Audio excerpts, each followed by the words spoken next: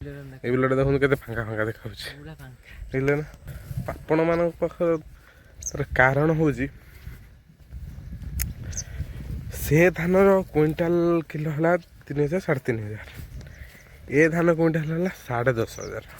ସେଥିପାଇଁ ଲୋକ ଟିକେ ଅଧିକା କରୁଛନ୍ତି ଆଉ, ଅଧିକା ନୁହେଁ ଅଧିକା ମାତ୍ରାରେ କରୁଛନ୍ତି ଆଉ। Hi guys, welcome to my new blog. First ଆପଣମାନଙ୍କୁ କ୍ଷମା ମାଗୁଛି ଯେଉଁମାନେ ଭିଡ଼ିଓ ଅତି ମାତ୍ରା ଦେଖନ୍ତି କିମ୍ବା ଦେଖିଛନ୍ତି କେବେ।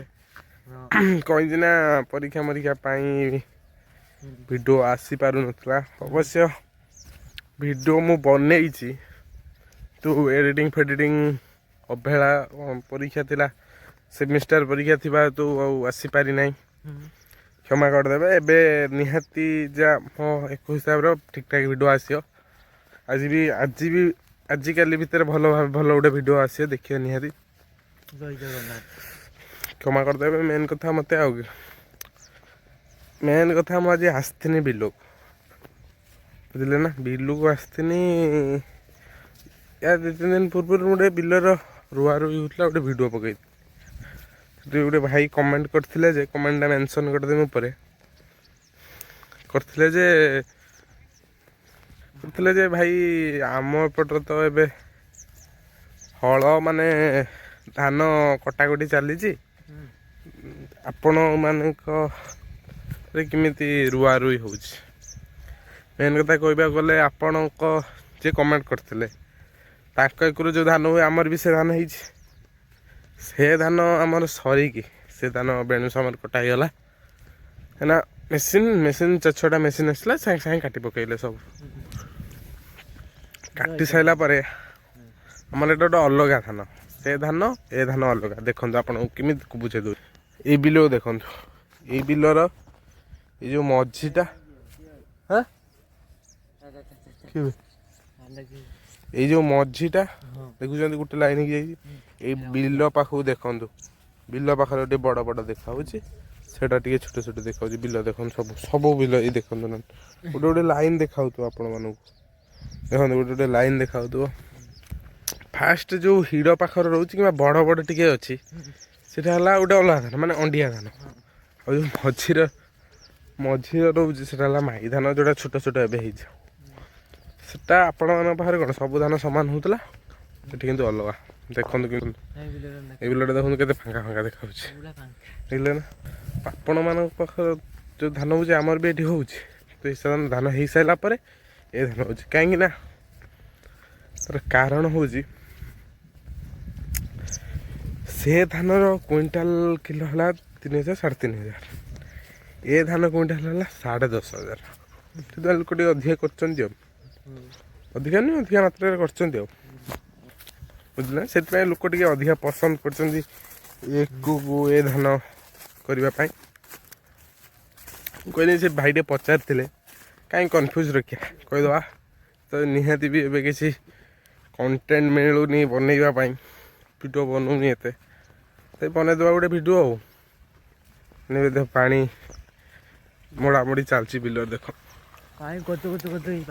ବାସ୍ ଏଇଟା ନୂଆ ପାଇପ୍ ଆସିଛି, ତାର ପାଣି ମଡ଼ା ଯାଉଛି। ଯେହେତୁ ଟିପଲ୍ ସେଠି ଅଛି, ଏଇ ବିଲଟା ହେଇଗଲାଣି, ଏ ବିଲଟା ପୁରା ଯିବ, ପୁରା ଶୁଖି ଯାଇଛି ବିଲଟା, ତଳ ବାଟେ ବାସ୍ କରାଯିବ। ପାଣି ନ ପୁରେନି, ପାଣି ଏବେ ସେ ସମୟରେ କ'ଣ, ସେ ସମୟରେ ବର୍ଷା ହୁଏ, ପାଣିର କିଛି ପ୍ରୋବ୍ଲେମ୍ ନଥାଏ। କିନ୍ତୁ ଏ ସମୟରେ ବର୍ଷା ନାହିଁ, ପାଣି ପୁରେଇତେ ପଡ଼ିବ ବିଲରେ। ଏବେ ତ ବର୍ଷା ହୁଏନି, ଆଉ ପାଣି ପୁରେଇତେ ପଡ଼ିବ ଆଉ। ଅଛି ଆଇଛି ପେଡ଼ା ଖାଇତେ। କ'ଣ ଖାଇବୁ ଯେ? କ'ଣ ଖାଇବୁ? ପେଡ଼ା ଆମ ହେଇଛି ନା ପେଡ଼ା ଗଛରେ, ବଡ଼ଟେ ହେଇଛି। କେଉଁଠି ଦେଖାନି, କେଉଁଠି କହୁଛି ତ, ପେଡ଼ା ଗୋଟେ କେଉଁଠି ବଡ଼ଟେ ହେଇଛି। ଦେଖିବା ଚାଲନ୍ତୁ, ଏଇ ପାଇପ୍ଟା ଦେଖନ୍ତୁ, ପୁରା ନୂଆ ପାଇପ୍ କିଣା ଯାଇଛି। ଦେଖନ୍ତୁ ଖାଲି ଚାରିଆଡ଼େ ପୁରା ସବୁ ଦେଖିପାରୁଛନ୍ତି ନା। ଏବେ ସବୁଆଡ଼େ ଚାଷ, ଅଧିକାଂଶ ଚାଷ, ଅଳ୍ପ ବିଲ ଫାଙ୍କା ଅଛି। ଦେଖନ୍ତୁ ଆମମାନଙ୍କର ବି ସେ ବିଲ ଚାଷ କରାଇଲେ। ମୁଁ ଦେଖୁଛି ଜୁମ୍ କରିକି ଆପଣମାନଙ୍କୁ କେଉଁ ବିଲ ହେଣେ ଚାଷ କରାଇଲେ। ଦେଖନ୍ତୁ ସେ ଯେଉଁ ବିଲ ଗୁଡ଼ା ଫାଙ୍କା ଦେଖାହେଉଛି, ବୁଝିଲେ ନା। ଏ ବିଲ ସେ ବିଲ, ସେ ଯେଉଁ କୁଟାମୁଟା ଅଛି, ବସ୍ ଏ ବିଲ ସେ ଧାନ ହେଇଥିଲା। ଏ ବିଲ ପରେ ସେ ସରିକି ଏ ବିଲ ହେଲାଣି ଆଉ। ଚାଲ ଆସୁଛି କ'ଣ ପେଡ଼ା ଫେଡ଼ା ବିଛଉଛି। ପେଡ଼ା ଖାଇବା ବଡ଼ଟେ ହେଇଛି କୋଉଠି ବେ ଶାଗ ପଡ଼ା ବାପା ପାଟି କରିବେ ଶାଗ ଉପରେ ଛୋଟ ଛୋଟ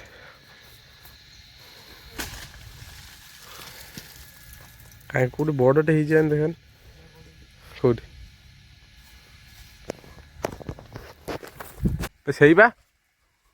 ସେଇ ବା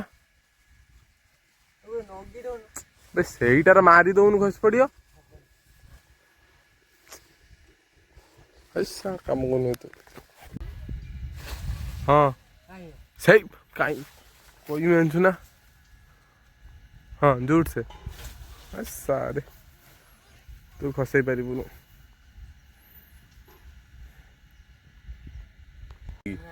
କି ଏବେ ଦିଟା ହେଇଥିଲା ବା ଏ ଗୋଟେ କଣ ଦିଟା ବଡ଼ ବଡ଼ ହେଇଥିଲା ଏ ବଡ଼ଟା ବେଶୀ ଦେଲୁ ହଁ ମୋର ବା କଣ ମୋର ବା ଚାଲ ମୋର ତ ତୋର କଣ ନେଇ ପଳଉଛି ମୋ ବାଡ଼କୁ ନା ଚାଲ ମୋର ନା ସେ ଆଉ ଯୋଉ ଦିଟା ହେଇଛି ଆଉ ଛୋଟ ଛୋଟ ଦିଟା ବେଶୀ ଦେଲୁ ନ ଖା ମୁଁ ଦେମିନି ମୁଁ ତ ଦେମିନି କହିନି ମାନେ ଦେମିନି କଣ ମାରିଦେବୁ ଦେମିନି ତ ନା ନା ତତେ ଦିଆ ଦି ନାହିଁ ମୁଁ ଖାଇମି କେବଳ ମୁଁ ଖାଇମି କେବଳ ମୁଁ କେବଳ ମୁଁ କେବଳ ମୁଁ କଣ ଚାଲ ଘରକୁ କୋଉଠି ଘରକୁ ଯିବା ଯିବନି ଏଇଠି ବସିବି ଏଇଠି ଖାଇବି ଘରକୁ କଣ ଯିବା ଯିବନି ଏଇଠି ବିଲରେ ବସିବୁ ବିଲରେ ଖାଇବୁ ତୁ ଘରକୁ ଯିବା ସେ ମଜା ଅଛି ନା ଏଇଠି ବସିବୁ ଏଇଠି ଖା ଘରୁ ଯିବା ଯିବି ନାହିଁ କଣ କାଟ